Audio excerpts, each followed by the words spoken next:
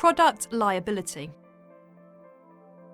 A distributor or manufacturer may be liable for damage caused by defective products in contract, negligence, or under the Consumer Protection Act 1987. This tutorial provides an overview of the law relating to product liability in negligence and under the 1987 Act.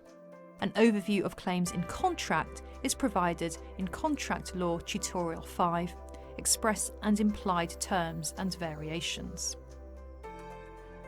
Claims in negligence. The modern law of negligence is founded on the decision of the House of Lords in Donoghue and Stevenson, itself a claim relating to product liability. An overview of the decision in Donoghue is provided in Tutorial 1, Negligence and Duty of Care. Although following Donoghue, it will often be possible to demonstrate the existence of a duty of care owed by a distributor or manufacturer of products to the end customer. It has proved more difficult to establish a breach of that duty by way of a failure on the part of the distributor or manufacturer to take reasonable care.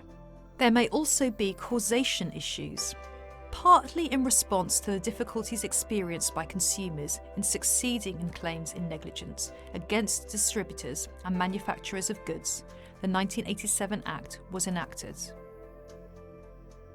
Liability under the Consumer Protection Act 1987.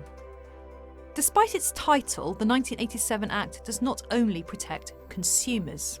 It protects anyone who suffers damage or injury as a result of a defective product, providing the conditions of the Act are satisfied. Pursuant to Sections 2.1 and 2.2 of the 1987 Act, a claim for damage caused wholly or partly by a defect in a product may be brought against the producer, own labeller, or importer of the defective product.